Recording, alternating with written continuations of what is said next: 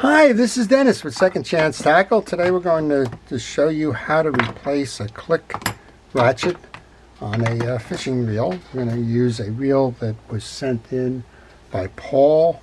This is a lever drag reel, and for whatever reason his clicker broke, and there were two pieces inside of it that got damaged when it was done.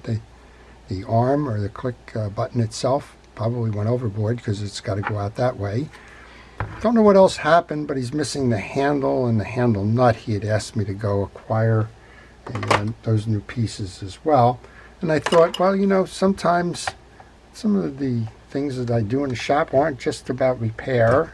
Sometimes they have a broader place to share with you, and that's one of these. So I've had the reel apart a little bit. I took the parts off before, but we'll give you a look at the inside workings of a lever drag reel.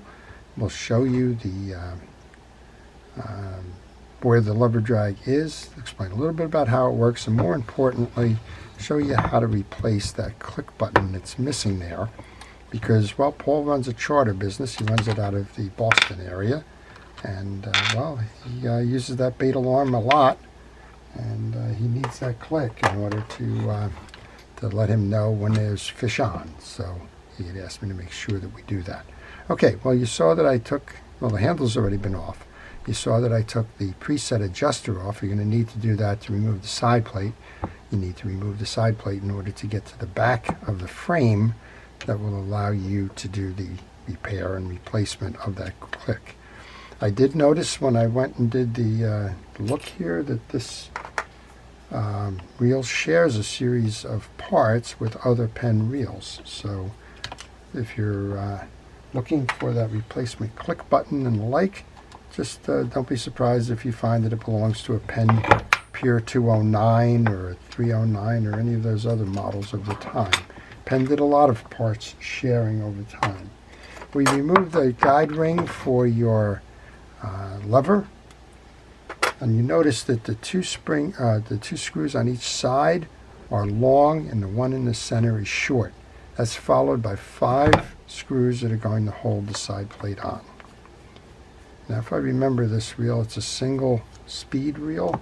This is part of the graphite lever, the GLD graphite lever series, and I believe this is the 40 size, so I think this is the GLD 40.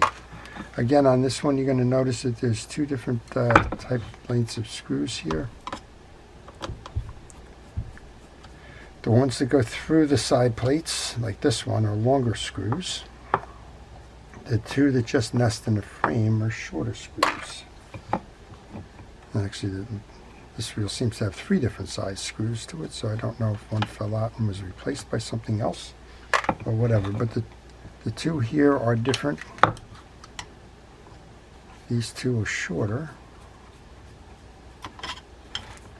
and the one that goes through the lug harness is a longer one. That's important to note when you go to reset this. You don't want to put the wrong screws in the wrong hole. Every now and then somebody will put the long screw here, it'll come through, it'll be hanging out like this, and guess what catches on that? The line catches on it, right? And then they put a short one in and it doesn't grip and it falls out. But those screws removed, we can remove the side plate. Okay, to service the rest of the reel, you want to remove this main gear screw, and you can pull this part out, separate that, clean out behind it, clean the bearing behind it. But again, we're not going to do that at this moment. And this one's more about replacing the click lever. Let's remove this spool assembly. This is where all the business goes on, right here. This is an older spool assembly. Some of the newer ones have a screw-in plate or a screws that actually hold in, or one that screws on. This one just has tabs, and you can see TT and T. Those are the tab locations. You push down on the one, you can separate the carrier. Underneath that we have a pressure plate. This is your pinion gear, pressure plate, spring, Your gear, your drag washer is part of the pressure plate on the back side, bearing inside here. And then you can pull this side out, and there's another bearing underneath here.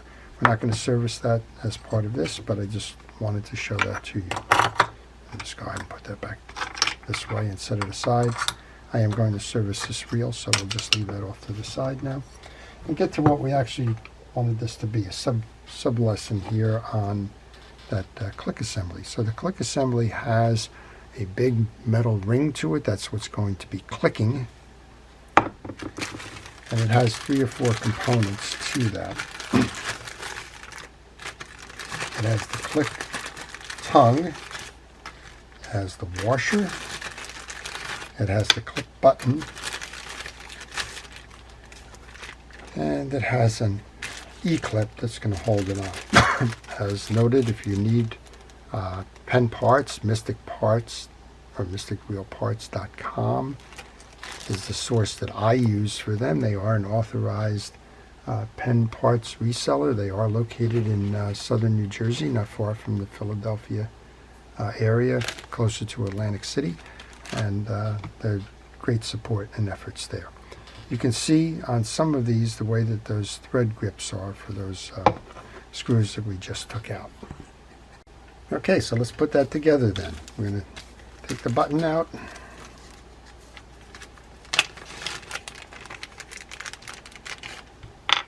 So the button will come in from the back. The next item up will be the click lever, or dog. Then it goes the washer.